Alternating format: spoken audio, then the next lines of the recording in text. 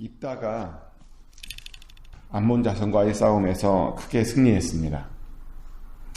하나님께서 입다와 함께 해주셨던 까닭에 입다는요, 얼마나 많은 땅을 정복했는지 아루엘에서부터 민닛에 이르기까지 20성읍을 치고 아벨 그라밈까지 크게 무찔렀다라고 성경은 이야기합니다.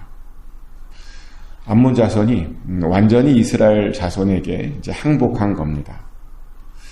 근데 그렇기까지 입다는 고생을 참 많이 했습니다. 왜 고생을 많이 했냐면 다른 지파가 잘 도와주지 않았기 때문입니다.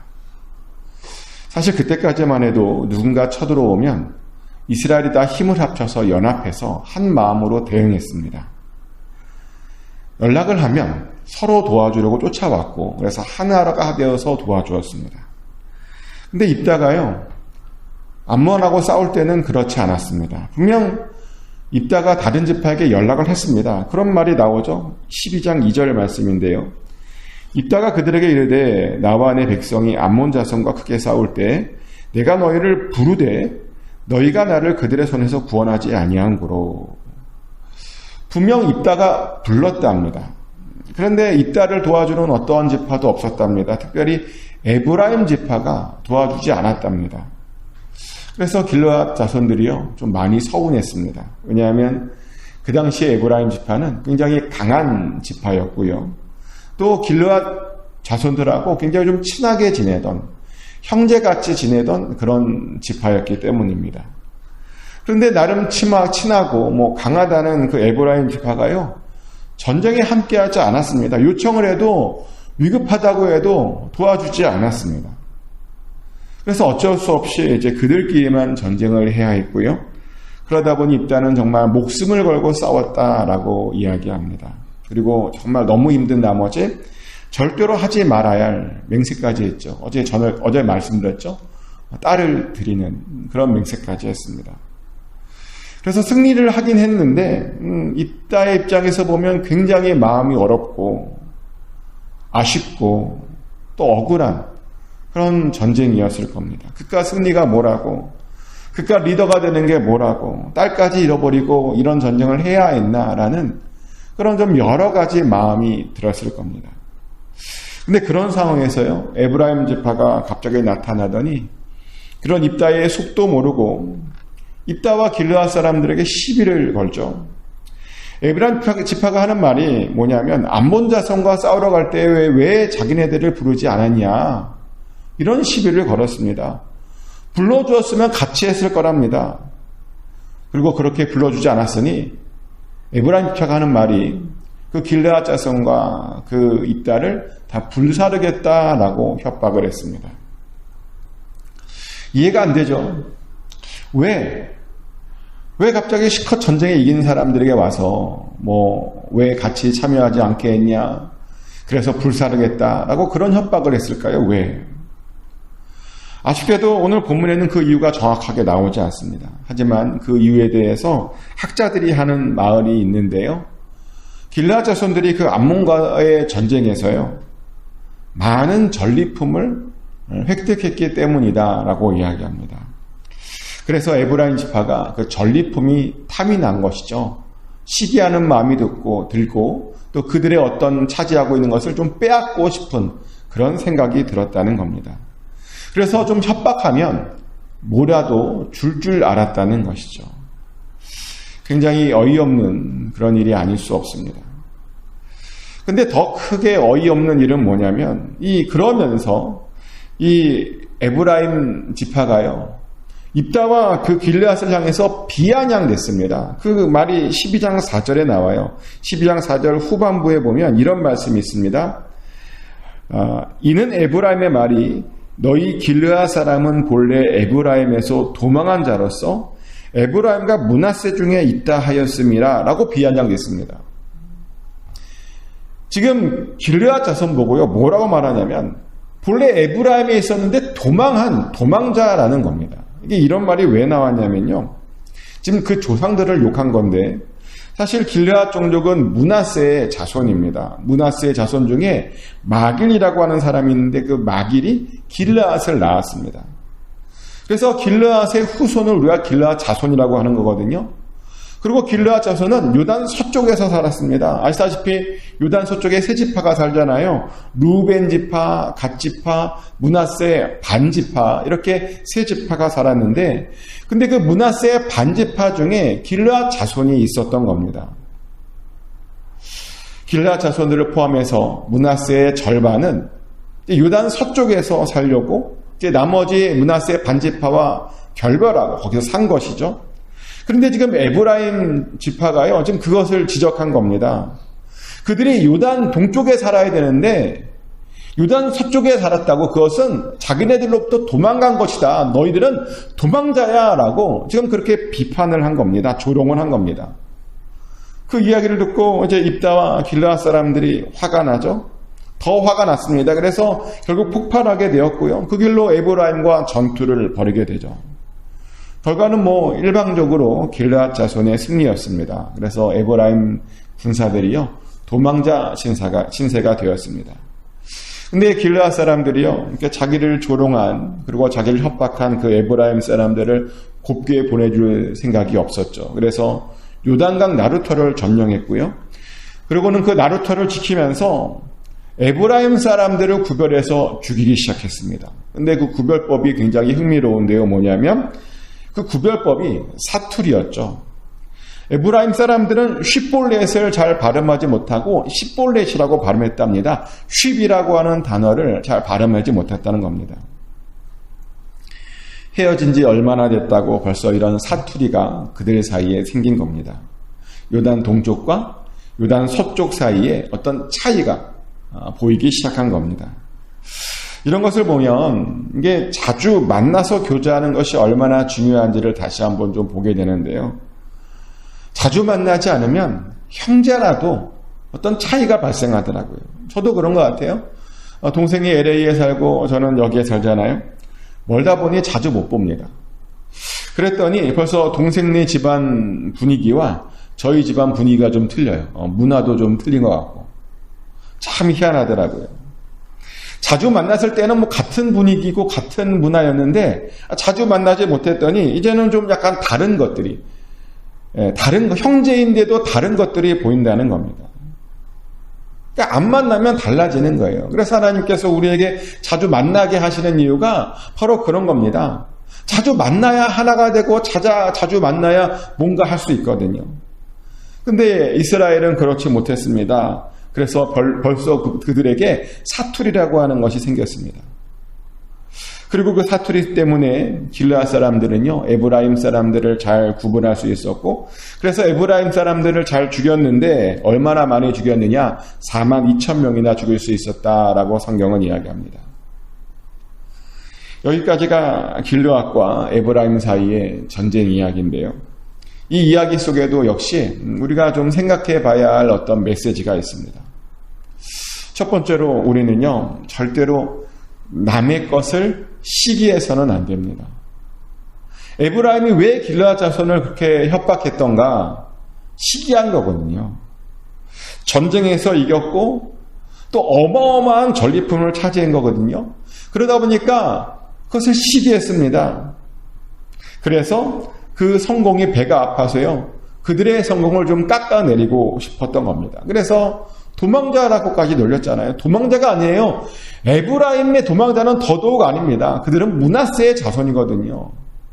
관련 없는데 그들이 말하기를 에브라임으로부터 도망자다, 그런 말을 했잖아요. 시기해서 깎아내렸습니다. 그리고 그것 때문에 에브라임 지파는 큰 화를 당해야 했습니다.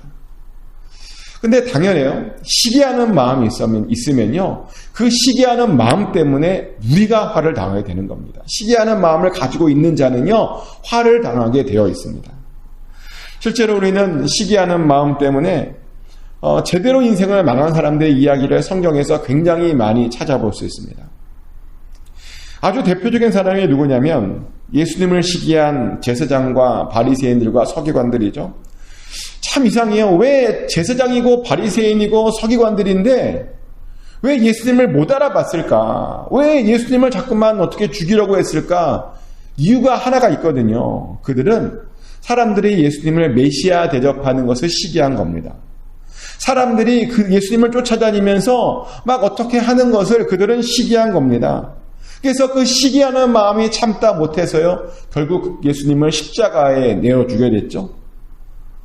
그랬더니 그 결과 그들은요, 구원도 받지 못했고 영원히 예수님을 잡아 죽인 사람으로 정말 저주받은 자들의 대명사로 그렇게 남게 되었다는 겁니다. 시기하는 마음이 있었더니 바로 메시아를 그 앞에 두고도 메시아를 따라가지 못하고 메시아를 죽이게 만들었다는 겁니다. 그래서 망한 겁니다. 시기가요, 이렇게 무서운 겁니다. 그래서 우리는 절대로 남을 시기하거나 부러워해서는 절대로 안 됩니다. 시기하지 말고 누가 잘 되면 진심으로 축하해 줘야 됩니다. 그것이 예수님을 따라가는 그런 사람들이 마땅히 해야 할 일이죠. 하지만 어떤 사람들은요, 시기도 하는데 문제는 자기가 시기하는 것을 부끄러워하지 않는 사람들도 있더라고요. 아니 뭐 시기하는 것이 뭐 당연한 것 아니냐, 뭐 이런 생각을 갖고 있는 분이 있더라고요. 제가 아는 분 중에는 어떤 목사님이 그러셨어요. 그 목사님의 교인에게 들은 이야기인데요. 그 교인의 아이가 참 좋은 학교에 합격을 했대요. 얼마나 감사한 일입니까? 그래서 교인들이 막 축하해주고 기뻐해주고 그랬는데 그 시기심이 많은 목사님은 그러지 못했답니다. 시기하는 마음이 들었나 봐요. 근데 급기야 그 마음이 이제 설교 시간에 튀어나온 거예요. 그래서 설교 시간에 뭐라고 말했냐면, 별로 잘나지도 않아 보이는 아이들이 잘된 것을 보니까 너무나 배가 아프다라고 설교 시간에 얘기했대요. 이런 얘기를 설교 시간에 해도 되는 겁니까? 어떻게 설교 시간에 이런 이야기를 대놓고 할 수 있는 겁니까? 그래서 그 집사님도 굉장히 충격을 받으셔갖고요, 멍했는데 꼭 이런 마음이 들더래요. 성도님들이 지금 자기네들을 너무 시기하고 부러워하니까 미리 목사님께서 약을 좀 치시나 보다. 그래서 배가 아파도 어쩌지 못하게 하시려고 지금 그렇게 하시려고 하는 건가? 그런 좋은 마음을 이제 품었다는 거예요. 물론 그러면 다행입니다. 목사님이 정말 다른 성도님들 시기하지 말라고 미리 약을 친 거면 다행인데, 저는 모르겠어요. 제가 그 목사님 잘 아는데 과연 그러셨을까? 목사라면 시기를 부추기는 게 아니라 교인들의 시기하는 것을 막아야 되는 건데, 어떻게 시기가 자기가 할 수 있는가, 좀 여러 생각이 되는 그런 이야기였습니다. 그런 거예요. 맞아요. 우리가요, 같은 교인이라면 더 좋아해 줘야 되는 겁니다. 같은 그리스도 안의 형제 자매라면 남들보다 더 축하해 줘야 되는 겁니다. 절대로 뭐 대놓고 이렇게 시기해서는 안 되는 겁니다. 교회 안에서는 어떠한 일이 있어도 시기심이 있으면 안 됩니다. 서로 누가 그런 마음을 품으면 잘못됐다고 혼을 내야 합니다. 왜냐하면 시기하는 마음이 있으면 다 같이 망하는 거거든요. 다 같이 힘들어지는 겁니다. 그래서 하는 말인데, 여러분 안에 어떠한 그런 시기심도 있지 않으시기를 축복합니다. 어떤 사람이 돈을 많이 벌었으면 진심으로 축하해 주십시오. 어떤 사람이 좋은 집을 사고 그러면 축하해 주십시오. 어떤 사람이 승진했으면 축하해 주고요. 어떤 사람이 좋은 차를 샀으면 축하해 주십시오. 그렇게 축하해 주면요, 나중에 하나님께서 여러분들에게도 그렇게 좋은 것으로 함께해 주실 줄 믿습니다.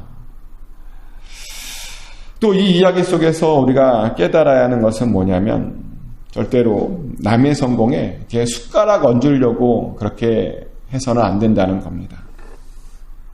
근데 에브라임이 그랬어요. 시기심도 들었고 남의 성공했다는 거니까 그 이야기를 들어보니까 숟가락을 얹고 싶었던 거죠. 그런데요, 숟가락을 얹는 행위는 나는 아무것도 안 했는데 단문만 빼앗아 먹겠다는 굉장히 도둑질 같은 그런 일입니다. 에브라임 지파가 그랬어요. 많이 뭐 전리품을 차지했다고 하니까 뭔가 얻어먹을 게 있구나, 그렇게 다가간 겁니다. 욕심이 과한 거죠. 그랬더니 그 욕심 때문에 스스로 몇만 명이 죽었습니다. 근데 욕심을 과도하게 부리면 우리도 똑같이 그 욕심 때문에 망하게 됩니다. 그래서 가장 좋은 마음은 뭐냐면요. 내가 수고한 대로 거두겠다라고 하는 그런 마음입니다. 근데 수고한 대로 거두지 않으려다 보니 요즘 사람들이 사기를 그렇게 많이 당한대요. 사기가 왜 당하느냐? 수고하지 않으려고 뭔가 이익을 얻으려다 보니까 당하는 거래요. 그래서 그런 생각만 우리가 안 가져도 사기를 당하지 않는다는 겁니다. 그래서 우리는요, 내가 수고한 대로만 거두려고 하는 그런 마음만 있어도 사실은 평안하게 잘 살 수 있습니다. 물론 우리 하나님께서는 종종 우리에게 우리가 수고하지 않은 것도 주십니다. 아멘. 내가 뿌리지 않은 것을 얻게 해주고요. 내가 심지 않은 어떤 것을 얻게 해주고요. 내가 짓지 않은 어떤 것을 하나님께서 우리에게 주실 때가 많습니다. 그러면 받아도 돼요. 하나님께서 내가 의도하지 않았고 내가 요구하지 않았는데 하나님께서 우리를 생각하셔서 사랑하셔서 주는 것이면 그때는 받아도 됩니다. 근데 어떤 사람은 하나님께서 주시지도 않으셨는데 수고하지 않은 것을 뭔가 받겠다라고 하는 그런 욕심 때문에 그렇게 다른 사람들의 것을 어떻게 탐내는 그런 사람들이 있다는 겁니다. 근데 그거는 도둑질이에요. 그렇게 얻어서는 안 되는 겁니다.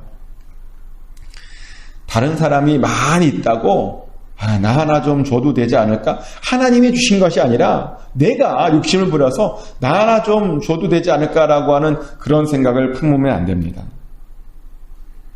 정말 품고 싶으면 기도해야 됩니다. 하나님에게 달라고 해야 되는 겁니다. 내가 뭔가를 해서 하는 것이 아니라 하나님께 기도해서 하나님께서 주시도록 해야 하는 겁니다. 그래야 우리의 삶이 편안하고요. 그래야 우리가 사기당하지 않고 또 그래야 우리가 누군가에게 해를 끼치지 않게 되는 겁니다. 우리가 기도하면요. 하나님 주세요. 아멘. 기도했는데 안 주실 리가 없잖아요. 하나님의 자녀인데 안 주실 리가 없잖아요. 하나님께 기도하고 그렇게 구하면 필요하다면 다 주실 겁니다.